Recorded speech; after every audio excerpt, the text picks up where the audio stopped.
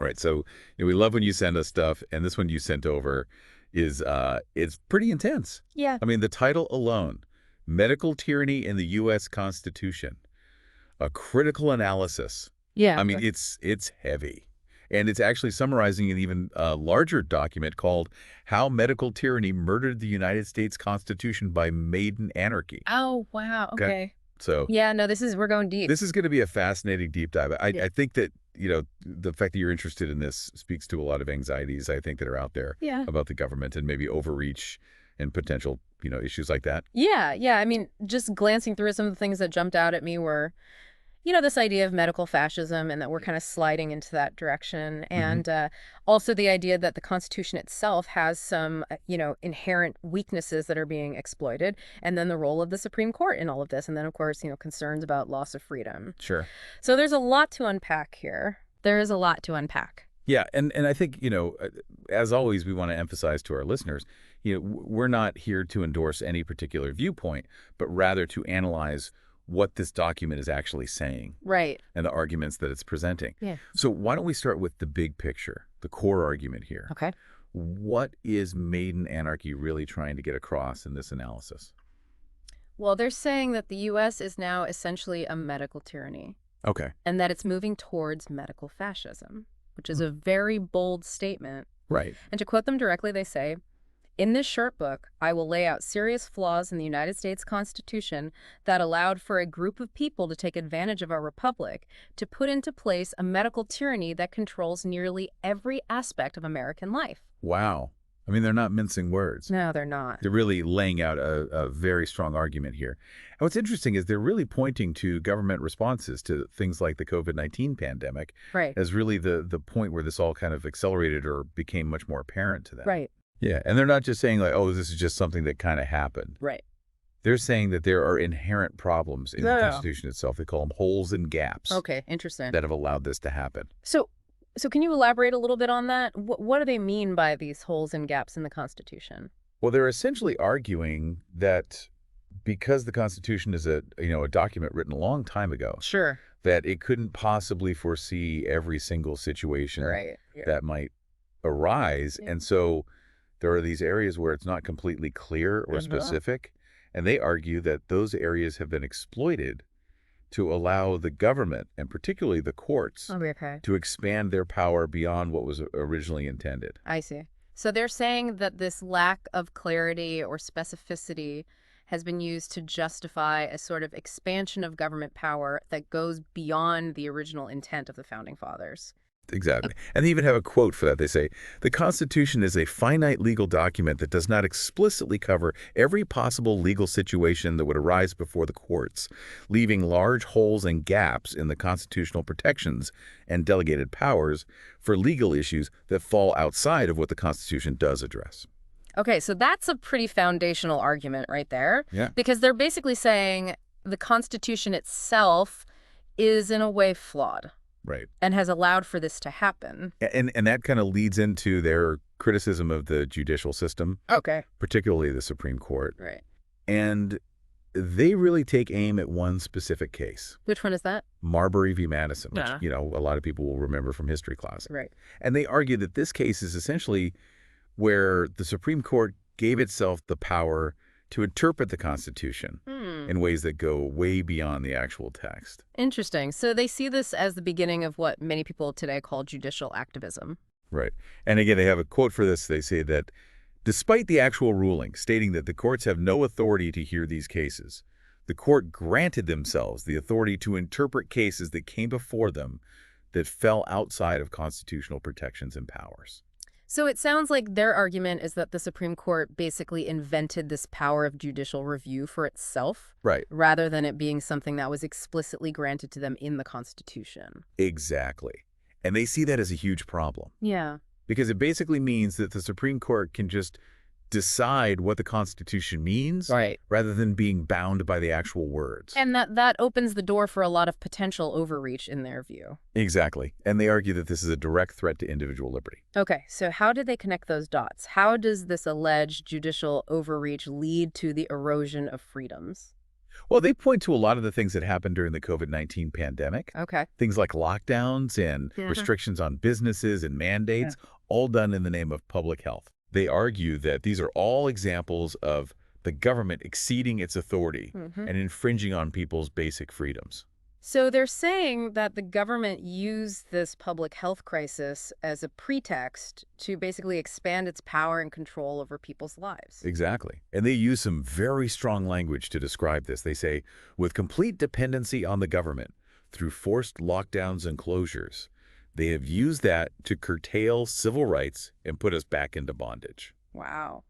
That's a pretty powerful statement. It is. And it's interesting because while they're focusing on recent events, they actually trace this problem all the way back to a Supreme Court case from 1905. Oh, wow. Okay. Which case is that? It's Jacobson v. Massachusetts. Jacobson v. Massachusetts. Yeah. Okay. I'm not familiar with that one. Well, it was a case about mandatory vaccinations. Okay. And the Supreme Court ruled that states could enforce those mandates, even if it meant overriding individual rights in the name of public health. I see. And the author of this document sees that as a key turning point because it basically set the precedent that the government can use the general welfare clause to justify pretty much any infringement on individual liberties as long as they can claim it's for the greater good. So they're saying that this case essentially laid the legal groundwork for what they consider to be medical tyranny today. Exactly. Yeah. And they quote the ruling saying, in Jacobson v. Massachusetts, 1905, they go so far as to state that the entire Bill of Rights is null and void in favor of the General Welfare Clause and the state's police powers in a rare display of federalism.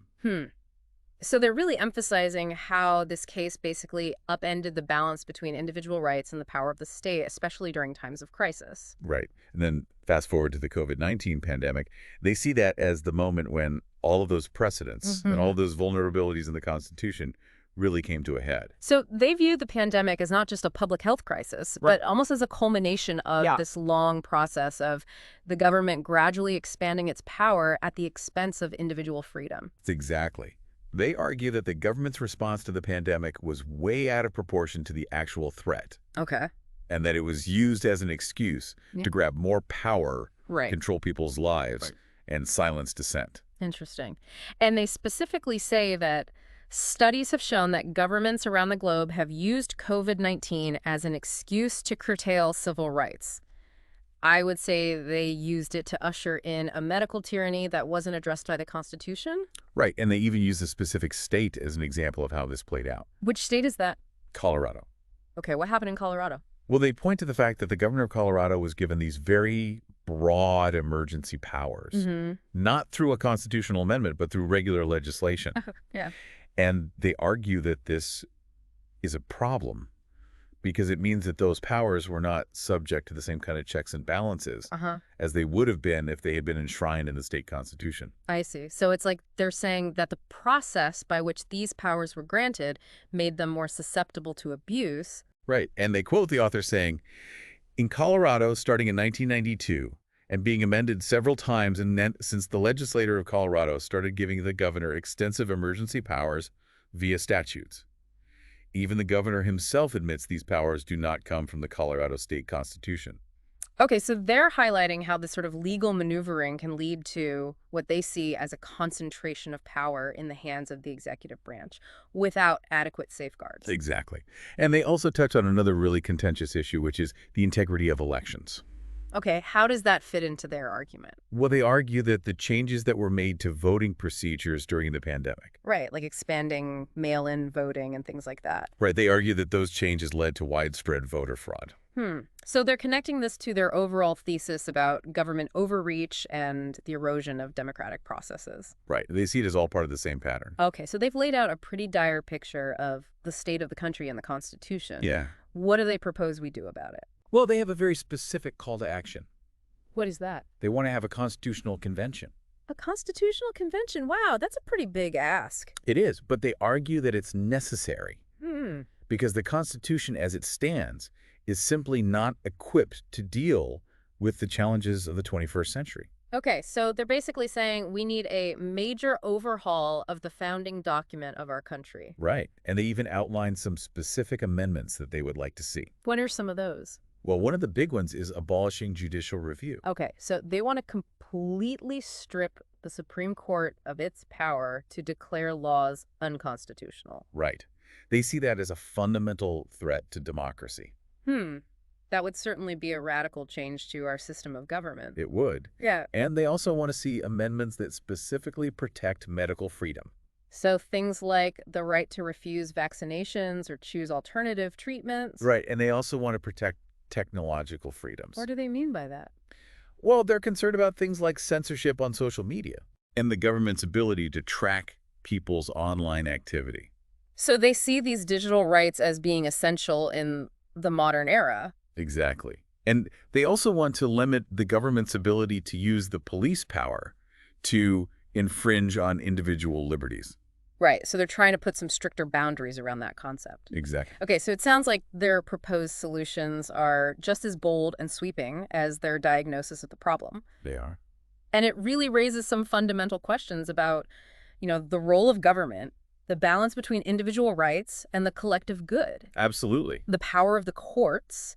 These are all very complex issues that have been debated for centuries. Right. And this analysis definitely presents a very particular perspective Yeah, on those issues. it does. And it forces us to grapple with some really uncomfortable questions about the direction of our country and the future of our democracy.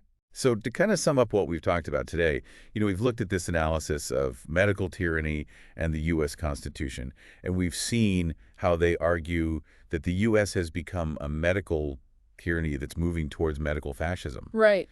and that this is due to a combination of inherent flaws in the Constitution, the overreach of the judicial system, and the exploitation of public health crises like the COVID-19 pandemic. We've also seen how they identify specific Supreme Court cases like Marbury v. Madison and Jacobson v. Massachusetts as key turning points in this process, Right. and how they use the example of Colorado to illustrate how these trends are playing out at the state level. And finally, we've seen how they call for a constitutional convention to address these issues and propose some pretty radical amendments to the Constitution. It's a lot to take in, and it definitely challenges some of our basic assumptions about how our government works and what our rights are. Yeah, and it leaves us with a lot to think about. It does. I think the big question that this analysis raises is, how do we balance the need for public safety and security with the protection of individual liberties? Right. Especially in times of crisis like a pandemic. How much power are we willing to give up to the government in the name of the greater good? And at what point does that become tyranny? Where do we draw the line?